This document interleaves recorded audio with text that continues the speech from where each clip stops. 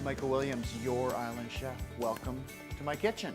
Today, we're gonna be working on some delicious food with ethnic flair. All the way from Spain into the kitchen here, tapas and paella.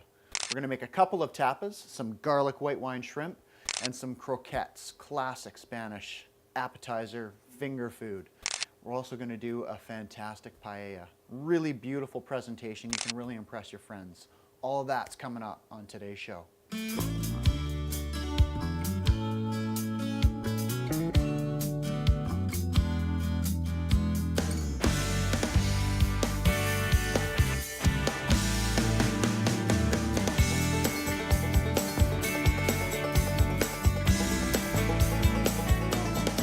All right, so let's get started with peeling our shrimp. Now these beauties, these are the Selva shrimp. I've used them before on the show. They come already deveined, and you can see that the shell is split already. So I'm gonna leave the tail portion of the shell on, and otherwise it's just a really easy process to get that peel off, okay? So shells in one bowl, shrimp in the other. And what I really like about these little guys is they're ethically raised. The Selva shrimp, they actually raise the shrimp in mangrove forests in their natural habitat, but obviously in a contained system. So a little bit better than the open pen system that you might find with other shrimp, because it's taking care of the environment. And not only that, these little shrimpies, they just eat whatever is in their natural habitat. They're not fed anything, they're not given any antibiotics. It's a very natural process. So we've actually probably got enough here already. Now these little guys, you see them sitting in this little bowl here. I defrosted them overnight in the fridge, okay? Let them go for about 16 to 24 hours. They defrost nice and slowly. The water drips off of them so they're not soaking in the water that they've defrosted with. So we're gonna actually use these shells to add some extra flavor to our paella broth. So maybe I'm just gonna wash up and we'll get started on that.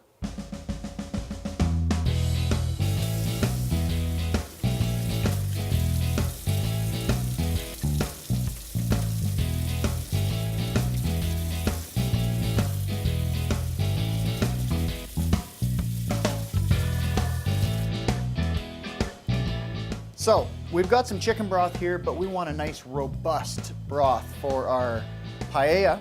So why not take advantage of these shrimp peels? So we're gonna just roast those a little bit in the pot, and then we'll add the broth to it, along with some tomato paste before we get the broth in there. So once we get some nice color on there, once again, we're gonna add a little bit of tomato paste, and then we'll get our chicken broth in there.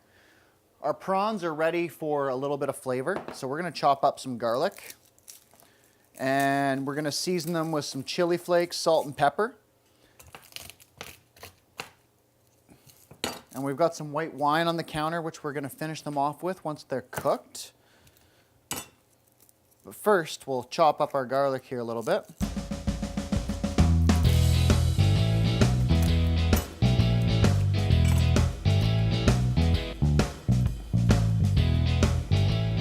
I've gotten more cloves than I need for the shrimp here, so I'm going to take a couple of these and toss them in with our broth. So our little shrimpy shells are roasting nicely here. I'm just going to toss those garlics in there. I'm also going to get a little bit of the tomato paste, as previously advertised. And we'll just toast that a little bit, and then we can add in our broth.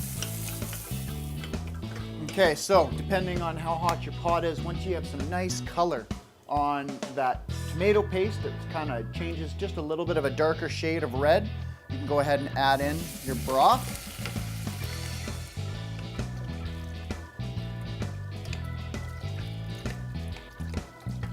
And then we'll bring that up to a simmer and try and extract as much flavor out of those shrimp peels as we can. All right, let's get back to our shrimp here. I just need to chop up the garlic a little bit more. Get that relatively finely diced. And what we can do is we can actually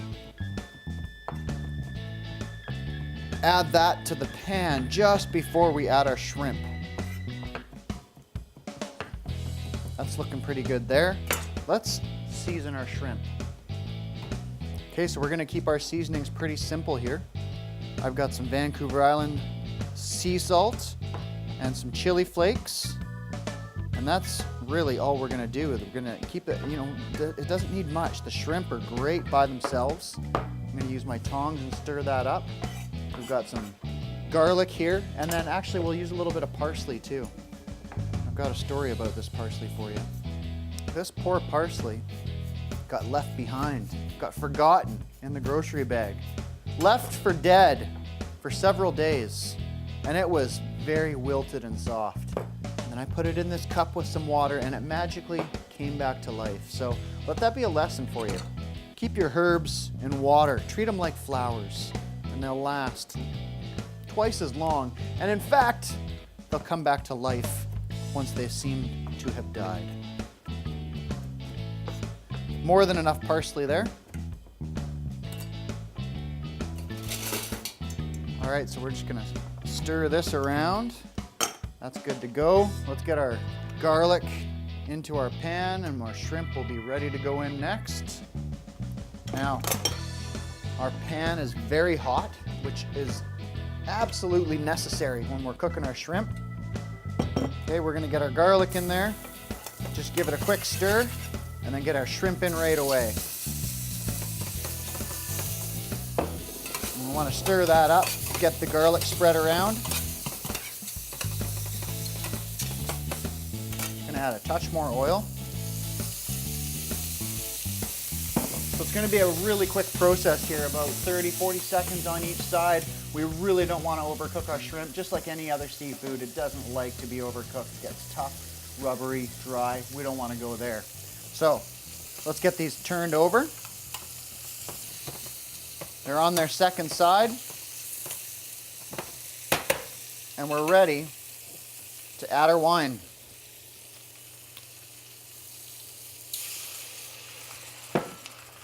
Turn the heat off. Let that just concentrate down a touch. Oh, that looks awesome. So, all we need to do to finish this off now is give it a little kiss of parsley and our beautiful garlic white wine shrimp ready to go. Now, it's time to give these a taste and see how we did. What do you think? I mean, look at this. Does this not look beautiful? Fantastic. Look at the colors. The parsley and the chili flakes come together nicely, and these are really nice shrimp. Yum. Can't wait. Yum. Oh yeah, love that. Now, one of my favorite parts about this dish is the fact that I eat white bread completely guilt-free because it just has to be done. The baguette goes into this sauce so nice. Love the flavor of the wine and the oil coming through. So there you have it. Garlic white wine shrimp. Next up, time for paella. All right, so I might have misled you a little bit. Just a little bit. I kind of tricked you. I said we were making paella, but this is actually a bit of a paella. I don't know how to say it, but we're gonna use quinoa instead of rice. Now, there's probably a few Spaniards out there just shaking their head, but I did it. I tried it, and it was delicious. It was so good. Never enjoyed quinoa more. So instead of the traditional bomba rice, which is what you'd use for paella, might be a little bit difficult to find. You could use arborio rice if you wanted to kind of stick with something a little bit more traditional. But quinoa works fantastic. So that's what we're going to do today. Let's get started on chopping up some veggies. We're going to chop some garlic and peppers, and we're going to throw a couple other veggies in there that don't normally go in paella, like cauliflower, for example, which works really well. So we're going to roast those off along with some chicken wings, which I've never done before, which also turned out really well. Just get the core out of this guy, and then we can break it up. into little bits. Cut whatever you need to, so that we got some nice bite-sized pieces of cauliflower. And that's going to be plenty there. Okay, we've got our garlic chopped up, our cauliflower's ready to go. Now we just need some red pepper and some red onion. Now, you know what? Just had a thought. We need to get our chicken wings underway here. I want to brown them a little bit before we start roasting our vegetables. So we're going to get our chicken wings into our hot paella pan here. Add some oil. In go the chicken wings. And we'll give them a bit of a head start, getting them nicely browned. Okay, now we'll continue on and we'll chop up our onions and peppers.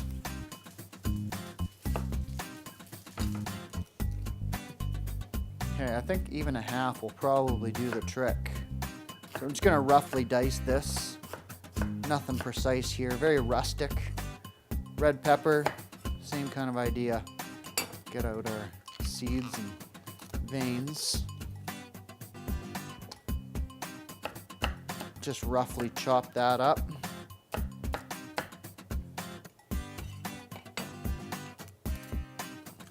I think we'll go with a little bit more red pepper. There, that should do the trick. All right, so these should be nicely browned. Getting there on the other side. Try and get some color on the other side there. We'll get our veggies in.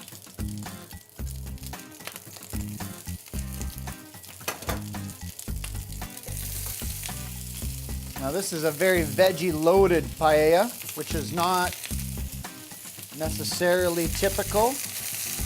But as you know, I always like to get a little bit of extra vegetables in the mix. Try and roast those a little bit. And then we can start bringing in our quinoa. I know. It'll be okay though.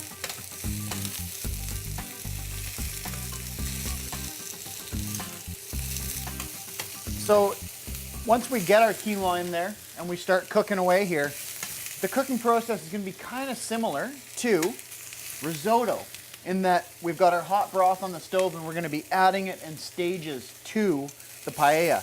The only difference being we're not going to stir the paella, whereas we would be stirring a risotto.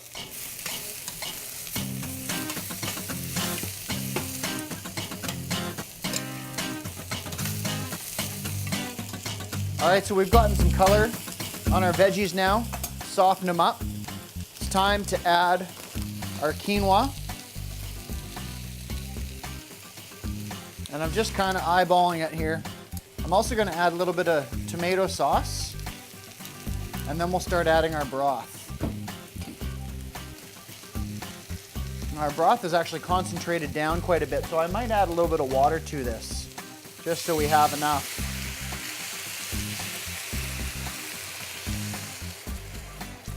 That'll probably be enough for our first installment. And we want to make sure we get that quinoa into the liquid so that it starts cooking and absorbing. All right, so our paella need a little bit more attention. We'll take care of it while working on our next recipe, which is the croquettes.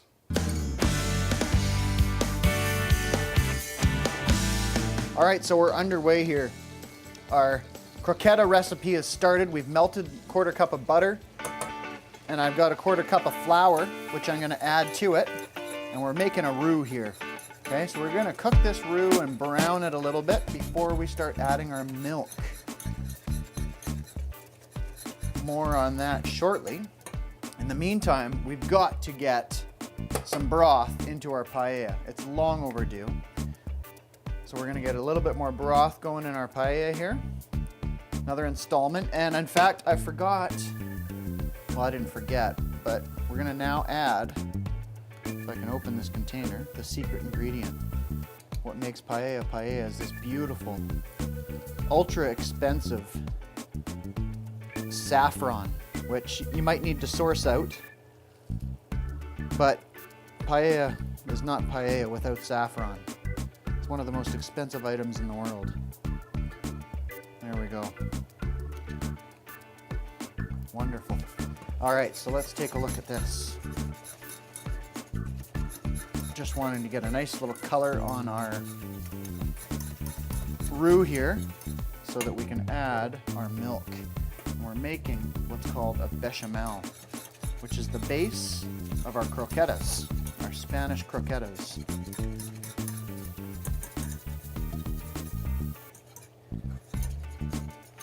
Okay, that should do it. So what I'm going to do here is I'm going to add just a portion of this, and then make sure it's whisked really well, and then I'm going to add the rest. So I'm going to start with about 1/3 of it. Okay, and then whisk that up really well. And then slowly I'm going to add the rest of the milk, and by doing this I'm going to prevent any lumps from forming. Really important that you do it slowly.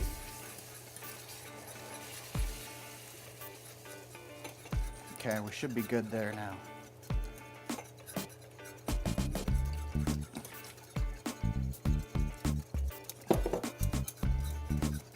And then just keep stirring. Make sure it's nicely incorporated. We don't have any lumps.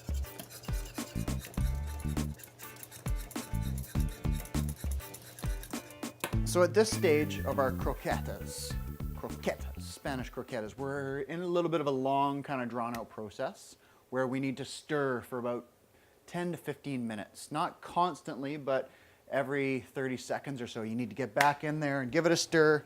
Make sure nothing's sticking. Turn it right down to low and just let it go for about 10 or 15 minutes. Because you don't want any skin forming on top.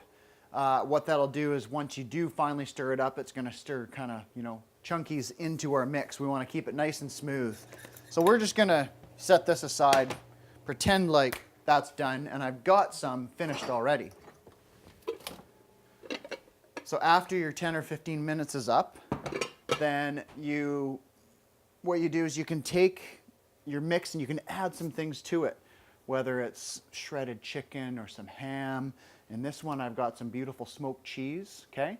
So from there, you pour it into a casserole dish and let it chill.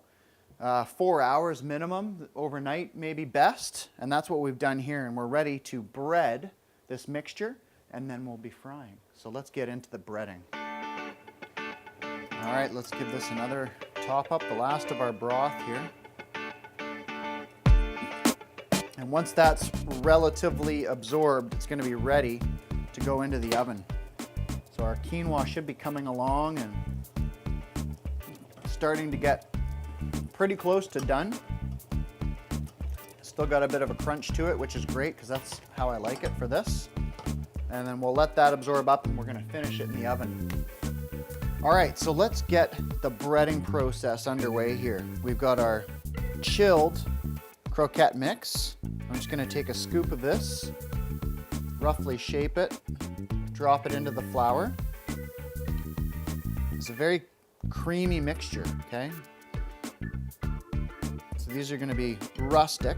You can, take your time and shape them a little bit more if you like, but I just like to do them rustic. Now, actually, before I forget, let's season our flour. I almost forgot. It's almost too late, but I remembered just in time.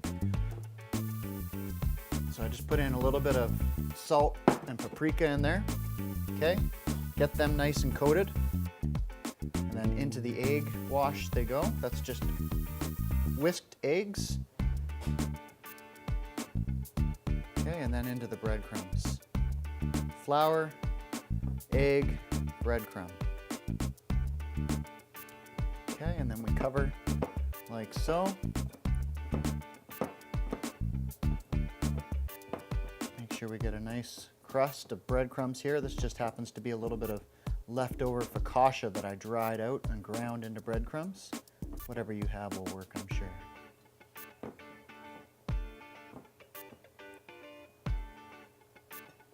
Okay, and then you repeat. Okay, so once again, 1, 2. Trying to keep them roughly shaped into little logs, so to speak. All right, so get these nicely coated in the flour, and then into the egg they go. And when you're doing a big, long process of this, if you're doing a batch, you want to keep one hand for the egg and flour and one hand for only the breadcrumbs. Otherwise, you end up breading your fingers, and that's not very fun. Okay, so now, once I get this last one in here, this hand's finished for the assembly line, and this hand takes over. Okay, coat them up nicely.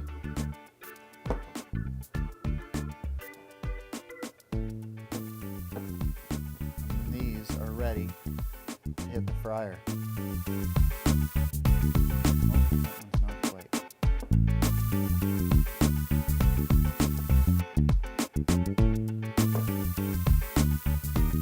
Before we do that, we need to get our paella in the oven.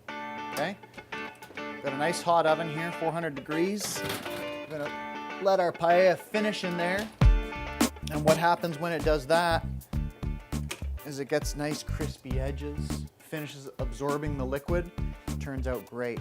So, you know, ideally I would finish this whole process, but let's go ahead and get these frying. Okay, so our deep fryer, here it is. Big bad deep fryer. When I'm deep frying at home, this is all I do. Just get a little pot, fill it up about halfway with some high temperature oil. We've got grapeseed oil in here. And once it's ready to go, in goes your food.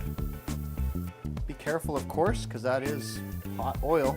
Now we don't want to overload it, so just 4 at a time there for this little guy. You could do a bigger pot. Now, if you have never deep fried before, then you might want to get yourself a candy thermometer. It's one of those things that just clips on the side. It'll tell you exactly how hot it is. You're kind of looking for about 350 degrees as an ideal deep frying temperature. Too hot and the food will burn. Not hot enough and it comes out really, really greasy and it's not very pleasant. This is just right.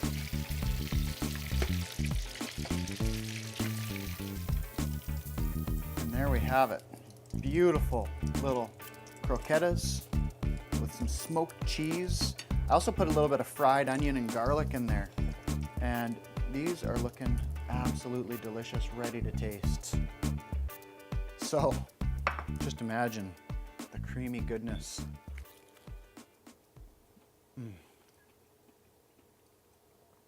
So good. Just fantastically yummy and tasty. Obviously not, you know, my usual kind of shtick. Not the healthiest little bite of food here, but hey, you gotta do it once in a while, right? Smoked cheese croquetas. There you have it. Coming up, we're going to finish off our paella, and I'll show you how that all comes together.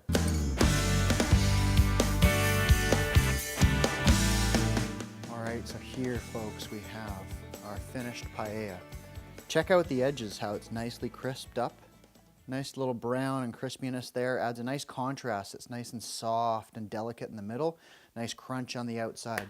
Let's get a little bit of garnish on this. All right, so now that our paella is finished cooking, crisped up beautifully, once again, I apologize to the Spaniards out there with the quinoa thing, but we'll get through that. Let's get some garnish going. Now, lemon is a really nice garnish with paella. The lemon juice really comes through nice, so it's nice to kind of organize some wedges on the paella if you're going to present it to a big group of people, which is what this dish is really, really nice for. Okay, and then we'll get a little bit of green onion because we've got yellow and reds and just need a little bit of green to get some cool color harmony going there.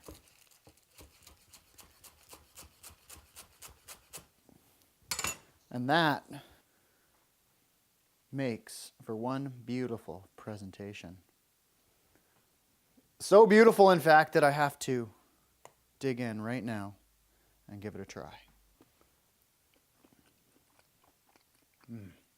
Love that. Really, really tasty. You know what? If you like quinoa, I guarantee you're gonna like this dish. There we have it. Spanish sole. We've wrapped up 3 recipes. We started off with our garlic white wine shrimp. Love that dish. Probably my favorite way to cook shrimp. From there, we got started on our paella. Just finished that now, and we mixed in our croquettes in the mix in the middle, all in between there. So 3 recipes, all of them you can find on countrygrocer.com. They're all there for you, along with hundreds of others. Thanks for being with us, and see you next time.